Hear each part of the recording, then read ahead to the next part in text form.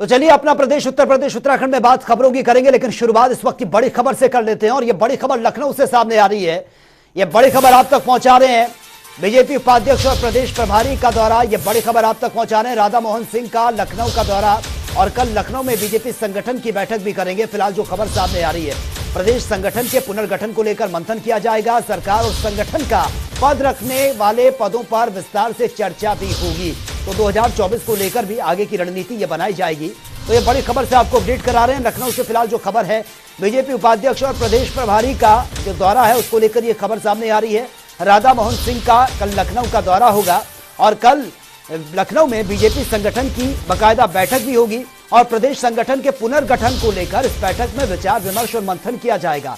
सरकार और संगठन का पद रखने वालों पर यह विस्तार से चर्चा होगी। 2024 को लेकर आगे किस तरीके से रणनीति रहेगी, क्या कुछ स्ट्रैटेजी रहेगी, इसको लेकर भी विचार विमर्श और मंथन किया जाएगा। तो कल का यह दौरा लखनऊ का रहेगा राधा मोहन सिंह का। लखनऊ में बीजेपी संगठन की बाकायदा बैठक भी वो करेंगे, और इसी के साथ ही प्रदेश संगठन के पुनर्गठन को लेकर विचार विमर्श और मंथन किया जाएगा। सरकार और संगठन का पद रखने वालों पर चर्चा होगी, और 2024 को लेकर आगे की क्या कुछ स्ट्रैटेजी रहेगी, इस पर भी मंथन किया जाएगा। और वही मुख्यमंत्री योगी आदित्यनाथ ने आज रामपुर जिले का दौरा किया। इस दौरान सीएम योगी ने रामपुर के पुलिस लाइन में निर्माणाधीन आवासीय भवनों के बारे में जानकारी भी हासिल की है। सीएम फिजिकल कॉलेज के मैदान में पहुंचे हैं, और इसके बाद उन्होंने 72 करोड़ की परियोजनाओं का शिलान्यास और लोकार्पण भी किया है। रामपुर को सौगात देते हुए सीएम ने यह ऐलान किया कि उत्तराखंड की सीमा पर बिलासपुर में इंडस्ट्रियल एरिया बनेगा। रामपुर में निवेश का माहौल भी बनाएंगे। और अपने संबोधन में सीएम ने विपक्ष पर भी निशाना साधा है। सीएम ने आजम खान पर बिना नाम दिए ही, अभी तक रामपुरी चाकू गलत हाथों में था, लेकिन हमने रामपुरी चाकू से लोगों को सुरक्षा देकर उनको भयमुक्त बनाया।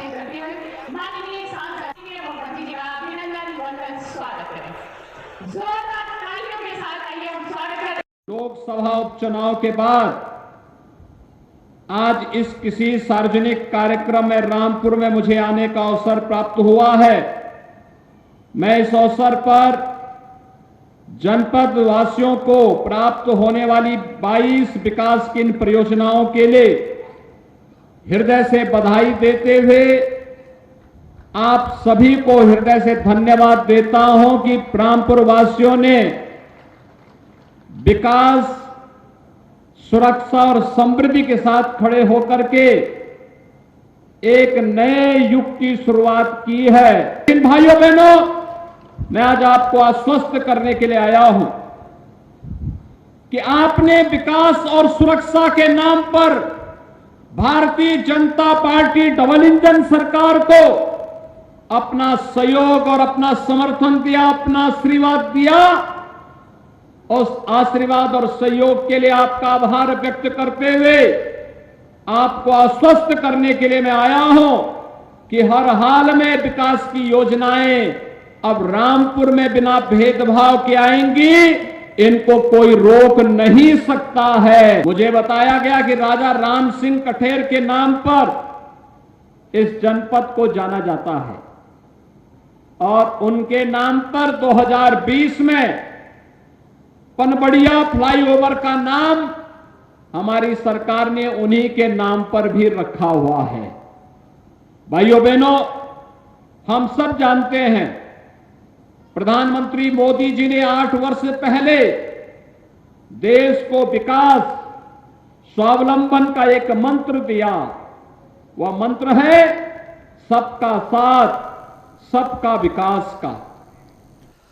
और वहीं बीजेपी के नए प्रदेश अध्यक्ष भूपेंद्र सिंह चौधरी के अध्यक्ष बनने के बाद पहली बार बरेली वो पहुंचे हैं, और बरेली पहुंचने पर नवागत प्रदेश अध्यक्ष भूपेंद्र सिंह का जोरदार स्वागत किया गया है। इस मौके पर पूर्व केंद्रीय मंत्री संतोष गंगवार के साथ ही जिले के कई विधायक भी और साथ ही पार्टी पदाधिकारी एवं कार्यकर्ता भी मौजूद रहे हैं। भूपेंद्र ने बरेली के एक निजी रिजॉर्ट में पार्टी कार्यकर्ताओं और पदाधिकारियों के साथ बाकायदा बैठक भी की है, और माना यह भी जा रहा है कि इस बैठक में प्रदेश अध्यक्ष ने कार्यकर्ताओं से साल 2024 में होने वाले चुनाव में जमीनी स्तर पर कार्यकर्ताओं से जुड़कर काम करने के लिए कहा है।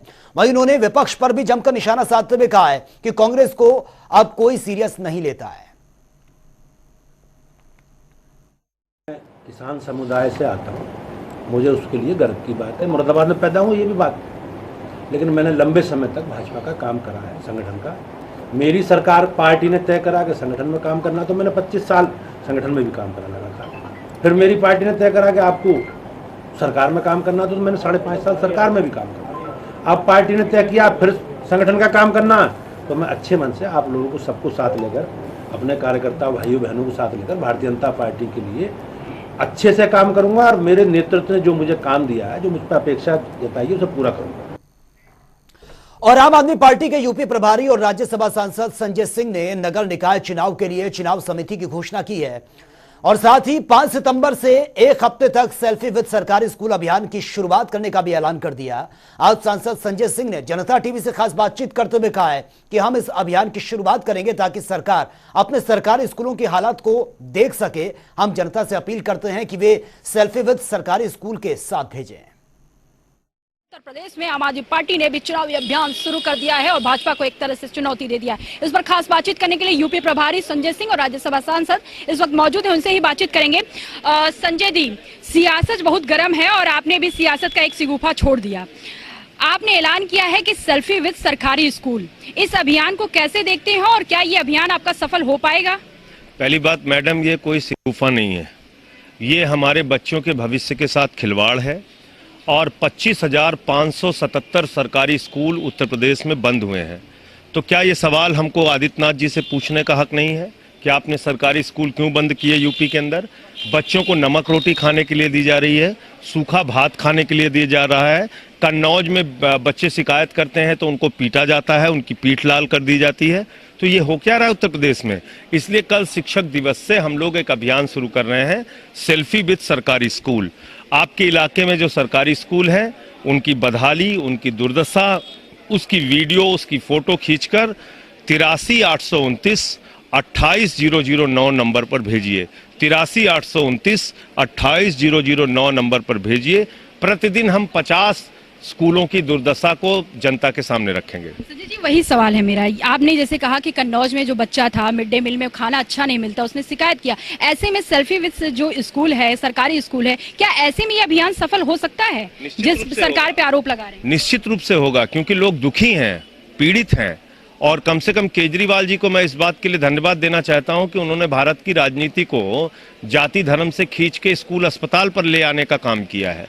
तो अच्छा है, ये अभियान यूपी में भी चलना चाहिए, हकीकत सामने आनी चाहिए। हमारे बच्चों को 50% बच्चों को किताबें नहीं मिली हैं और आप बताइए कि तिमाही की परीक्षा होने जा रही है, कैसे बच्चे परीक्षा देंगे? बताइए आप मुझे। लगातार बीजेपी ये आरोप आम आदमी पार्टी पे लगा रही है कि शराब के राजस्व में भी बहुत बड़ा घोटाला हुआ है, 5,000 करोड़ के समथिंग बता रही है। साथ ही साथ शिक्षा व्यवस्था में तमाम घोटाले का आरोप लग रहा है। इस पर आप क्या करेंगे? ऐसे में आप भी सरकारी स्कूल के बंद के बाद देखने के भाग जाते हैं। जब हम कहते हैं हमारा स्कूल देख लो, भाग जाते हैं उनके प्रवक्ता, कहते हैं नहीं हमें अच्छा देखना ही नहीं है, अच्छा देखना ही नहीं है। और जब हम कल उनका स्कूल देखने गए तो आपने देखा उसके वीडियो फोटो, कोई खंडहर लग रहा था, कोई भूत का महल लग रहा था। ये 15 साल से एमसीडी जहां पर बीजेपी है, बीजेपी के स्कूलों की हालत है। तो दिल्ली के सरकारी स्कूल आइए देखिए आप। आपने नगर निकाय चुनाव का भी ऐलान किया, उसमें समिति का भी ऐलान किया। आपने कहा कि ये समिति जो है वो लगातार कोऑर्डिनेट करेगी और सदस्य का चयन लेगी, उसमें लेगी। और उसके लिए सभाजीत जी को उसके लिए अध्यक्ष बनाया गया, उनके साथ 5 सदस्य और रहेंगे। धन्यवाद। ये थे राज्यसभा सांसद संजय सिंह। इनका साफ तौर पे कहना था कि देखिए नगर निकाय का चुनाव भी है और लगातार हम शिक्षा व्यवस्था को लेकर, सुदृढ़ता को लेकर सवाल उठा रहे हैं और भाजपा को चुनौती देना तो हमारा अधिकार है, ये लोकतंत्र है और विपक्ष में जो भी रहता है वो सत्ता पक्ष से सवाल तो करता ही है। कैमरा रियाज के साथ मैं जॉसिंह, जनता टीवी, लखनऊ। और वहीं आगरा में महान दल के 1 दिवसीय प्रशिक्षण शिविर का आयोजन हुआ है। इस प्रशिक्षण शिविर में महान दल के राष्ट्रीय अध्यक्ष केशव देव मौर्य ने हिस्सा लिया और इस दौरान केशव देव मौर्य ने आगरा में पहले 2 महीने में एक बड़ी रैली का आह्वान किया है और साथ ही इस दौरान मौर्य ने कहा है कि महान दल की किसी से दोस्ती है और ना ही किसी से कोई दुश्मनी है।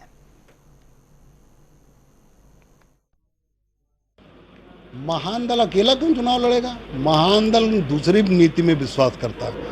गठबंधन हो गया तो ठीक, नहीं हुआ तो मैं खेलूंगा नहीं, खेल बिगाड़ूंगा। कहीं किसी को समर्थन कर दूंगा, कहीं किसी को समर्थन कर दूंगा, कहीं सपा को कर दूंगा, कहीं बसपा को कर दिया, कहीं भाजपा को कर दूंगा, कहीं कांग्रेस कर दूंगा। मेरे लिए सभी पार्टियां एक जैसी। न इन्होंने शाक्य सैनिक कुशवाहा मौर्य समाज सहित कमजोर समाज को न सपा ने कुछ दिया, न बसपा ने कुछ दिया, न भाजपा ने दिया, न कुछ कांग्रेस। और वहीं मेरठ दौरे पर पहुंचे यूपी के कैबिनेट मंत्री नंद गोपाल नंदी ने पत्रकारों से बातचीत करते हुए कांग्रेस के बारे में कहा है कि लल्लू और पप्पू की पार्टी के बारे में क्या कहें। कांग्रेस के शासन में भ्रष्टाचार को बढ़ावा मिला और आतंकियों को भी बढ़ावा मिला है। साथ ही नंदी ने सपा को भी आड़े हाथों लिया है और कहा कि 2019 में सपा बसपा के गठबंधन को भी जनता ने नकार दिया। केंद्र में सरकार के अच्छे कामों के चलते ही कांग्रेस के कई नेता तारीफ कर रहे हैं और ईश्वर ऐसे ही लोगों को सद्बुद्धि दे। हमारे इस देश की बागडोर परम तपस्वी आदरणीय नरेंद्र मोदी जी के हाथों में सुरक्षित है। हमारे प्रदेश के मुख्यमंत्री योगी आदित्यनाथ जी प्रदेश के अंतिम गांवों तक विकास की रोशनी पहुंचे, प्रदेश के अंतिम व्यक्ति तक सरकार की योजनाओं का लाभ पहुंचे, इसके लिए लगातार उन्होंने काम किया। और जो पश्चिमी उत्तर प्रदेश में कभी गुंडे और माफियाओं का राज रहता था, गुंडागर्दी या पलायन जैसे मुद्दे होते थे, आज गुंडे और अपराधियों का पलायन हुआ है। और इटावा बाढ़ प्रभावित क्षेत्र में निरीक्षण एवं राहत समीक्षा करने के लिए एक दिवसीय दौरे पर पहुंचे कृषि मंत्री सूर्य प्रताप शाही ने जिलाधिकारी अवनीश राय और एसएसपी जयप्रकाश सिंह और साथ ही सीडीओ संतोष राय, एडीएम जयप्रकाश सिंह समेत आला अधिकारियों के साथ ये बैठक की है। और मीडिया से बातचीत करते हुए कृषि मंत्री सूर्य प्रताप शाही ने कहा है कि मदरसों की जांच पर कोई आपत्ति बताए और अपने स्कूलों का भी निरीक्षण कराते हैं। और अखिलेश यादव की रोडवेज बस चोरी होने के बाद अब जेसीपी होगी चोरी के ट्वीट पर कृषि मंत्री ने कहा है कि अखिलेश यादव के ट्वीट पर अब हम ध्यान नहीं देते हैं।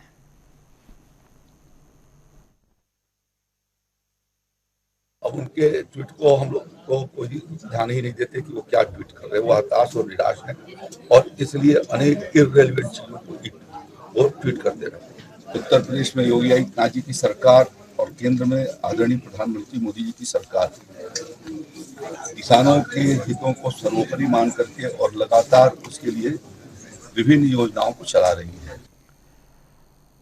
और वहीं मुख्य सचिव दुर्गा शंकर मिश्र अयोध्या दौरे पर पहुंचे हैं। इस दौरान उन्होंने अयोध्या में चल रहे सभी विकास योजनाओं को लेकर समीक्षा बैठक भी की है। अयोध्या में बन रहे मल्टी लेवल पार्किंग और सड़क चौड़ीकरण, एयरपोर्ट निर्माण सहित विकास योजनाओं का स्थलीय निरीक्षण भी किया है। तो वहीं मुख्य सचिव की इस समीक्षा बैठक के बाद डीएम नीतीश कुमार ने मीडिया से जानकारी भी साझा की है। वगैरह के लिए भी होगा, उसमें सभी मल्टीपर्पस यूज़ है, सभी का प्लॉट्स रखे गए हैं, उसके लिए किया जाएगा। उसके लिए सबसे पहले लैंड डेवलपमेंट जो है कि ड्रेनेज सिस्टम होगा, रोड सिस्टम होगा, लाइट सिस्टम होगा, वो किए जाएंगे। और वहीं केंद्रीय कृषि मंत्री नरेंद्र तोमर ने रायबरेली के एफजी कॉलेज के इंदिरा गांधी सभागार में आयोजित लाभार्थी सम्मेलन में वो शामिल हुए हैं। इस दौरान केंद्रीय कृषि मंत्री एवं किसान कल्याण मंत्री नरेंद्र सिंह तोमर विपक्षी दलों पर बरसते हुए भी नजर आए। उन्होंने कांग्रेस पर निशाना साधते हुए कहा है कि कांग्रेस ने दशकों देश पर राज करने के बाद गरीबों को नहीं सुनी है उनकी बात और खुद ही गरीबी को ही दूर कर दिया है।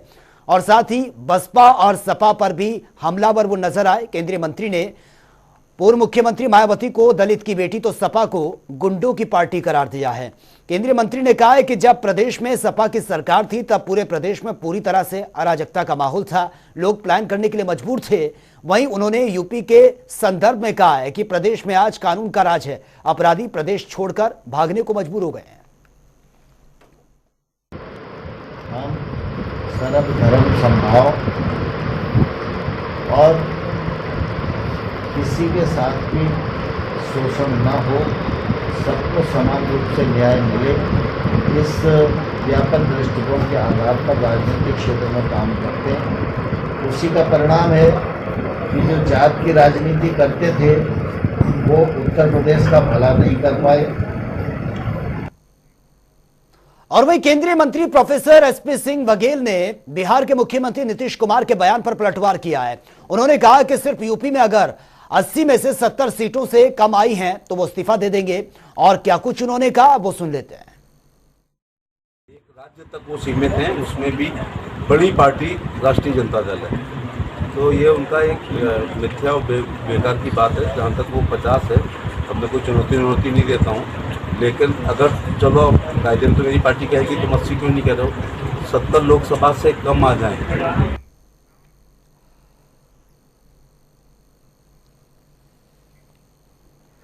तो चलिए अब बात उत्तराखंड की खबरों की कर लेते हैं। देहरादून से इस वक्त की जो बड़ी खबर है, वन दरोगा भर्ती 2021 में एसटीएफ ने मुकदमा दर्ज किया है। मुख्यमंत्री धामी के निर्देश पर यह बड़ी कार्रवाई की तैयारी चल रही है। यह देहरादून से बड़ी खबर से आपको अपडेट करा रहे हैं। परीक्षा देने वालों से लेकर कराने वालों तक पर सब पर निगाहें रखी गई हैं, या फिर सबकी जांच पड़ताल चल रही है और जो भी इसमें दोषी है उसको बख्शा नहीं जाएगा।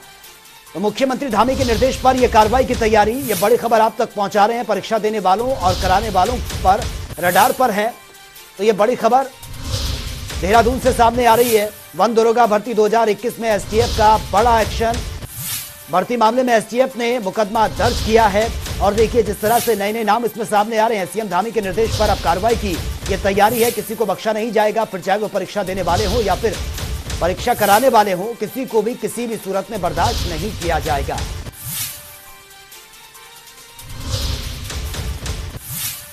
यह बड़ी खबर से आपको अपडेट करा रहे हैं। और वहीं 2 दिवसीय दौरे पर बागेश्वर पहुंचे सीएम पुष्कर सिंह धामी ने विश्व प्रसिद्ध बागनाथ मंदिर में पूजा अर्चना की है और साथ ही आपको बता दें कि प्रदेश की खुशहाली और तरक्की की कामना भी की है। इस अवसर पर उन्होंने लाखों की लागत से बने बागनाथ मंदिर से नुमाइश खेत को जोड़ने वाला पुल और साथ ही मंदिर में धर्मशाला का निर्माण और साथ ही इसके रेनोवेशन का कार्य, छत पर काले रंग की पटाल और क्लेडिंग कार्य का लोकार्पण किया है। इस दौरान कैबिनेट मंत्री चंदन राम दास सहित अन्य लोग भी मौजूद रहे।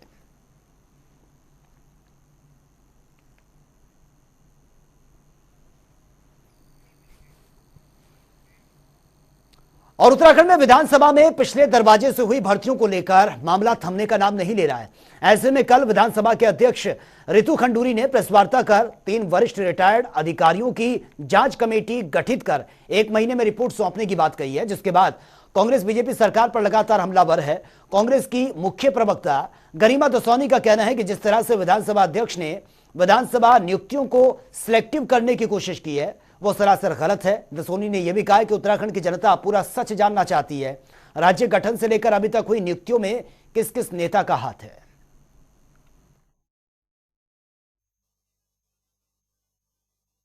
विधानसभा अध्यक्ष जी 2012 के से पहले की जांच कराने से क्यों बच रही हैं? क्योंकि उत्तराखंड की जनता अब सच जानना चाहती है और सच हमेशा पूरा जानने में ही भलाई होती है। कहीं ऐसा तो नहीं कि अपने भारतीय जनता पार्टी के कार्यकाल के मुख्यमंत्रियों को बचाने की ये कोशिश हो। और उत्तराखंड में एक बार फिर से नए जिलों को लेकर कवायद शुरू हो गई है। मुख्यमंत्री पुष्कर सिंह धामी ने कहा कि लंबे समय से प्रदेश में नए जनपदों की मांग की जा रही थी और माना यह भी जा रहा है कि जल्दी सरकार जनप्रतिनिधियों और आम जनमानस से सुझाव लेने वाली है। वहीं नेता प्रतिपक्ष यशपाल आर्य ने कहा है कि नए जनपद के लिए सरकार की मालिया हालत सही नहीं होनी चाहिए और साथ ही उन्होंने कहा कि हालत सही होनी चाहिए। नए जिले के लिए सरकार को आर्थिक रूप से मजबूत होना बेहद जरूरी है और यह सब आकलन करने के बाद जहां पर जिलों की आवश्यकता है वहीं जिले बनाने चाहिए। गौरतलब है कि उत्तराखंड में लंबे समय से अलग अलग जिलों की जनपदों के गठन की मांग चल रही है। सरकार की हालत क्या है, माली हालत क्या है? सवाल यही नहीं कि जिले बनने चाहिए या नहीं बनने चाहिए। सरकार की आर्थिकी कैसी है, क्या जिले में क्या उसका आकलन किया है, आगणन किया है कि कितनी धनराशि एक जनपद के निर्माण में, उसके लिए जो बुनियादी व्यवस्थाएं होती हैं उसके लिए धनराशि की कितनी आवश्यकता है, इसका एक पहले तो एक पैमाना निर्धारित होना पड़ेगा ना, तभी जिलों की बात करेंगे। अगर जिले बनेंगे तो स्वागत है और जिले बने जहां आवश्यकता है वहां जिले बने, मेरा कहना यह है। और वहीं हरिद्वार में पंचायत चुनाव का बिगुल बजते ही दल बदल की राजनीति भी शुरू हो गई है। चुनाव से पहले बसपा और कांग्रेस को करारा झटका लगा है। कांग्रेस के वरिष्ठ नेता हितेश शर्मा के नेतृत्व में हरिद्वार के झबरेड़ा और भगवानपुर क्षेत्र के करीब 400 कांग्रेस और बसपा कार्यकर्ताओं ने अपनी पार्टी छोड़कर बीजेपी का दामन थाम लिया है। हरिद्वार सांसद और पूर्व केंद्रीय मंत्री रमेश पोखरियाल निशंक ने बीजेपी के जिला कार्यालय पर सभी लोगों को बीजेपी की सदस्यता दिलवाई है।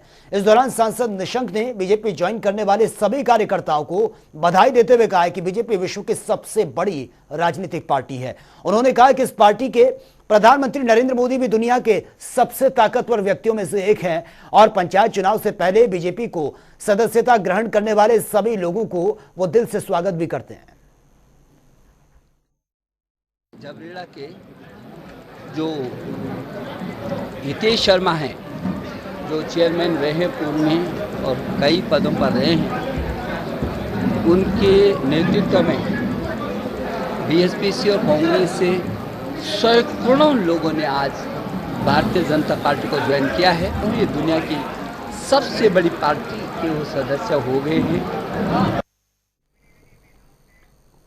और देहरादून में डेंगू के लगातार बढ़ते मामले जो कि एक चिंता का विषय बना हुआ है। अब तक देहरादून जिले में डेंगू मरीजों की संख्या 48 तक पहुंच चुकी है। स्वास्थ्य विभाग का मानना है कि सितंबर महीने में डेंगू का खतरा बरकरार रहेगा और इसके मामले में लगातार बढ़ोतरी भी होगी। देहरादून के मुख्य चिकित्सा अधिकारी डॉक्टर मनोज उप्रेती ने बताया है कि बारिश की रफ्तार में थोड़ी कमी आई है और जैसे ही मानसून कमजोर होगा तो डेंगू मामले बढ़ने लगेंगे।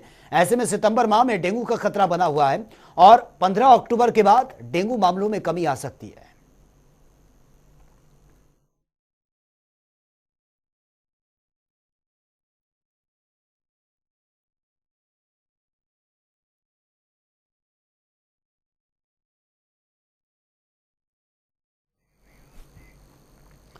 तो फिलहाल इस बुलेटिन में मेरे साथ इतना ही, लेकिन तमाम खबरों के लिए आप बने रहिए जनता टीवी के साथ। नमस्कार।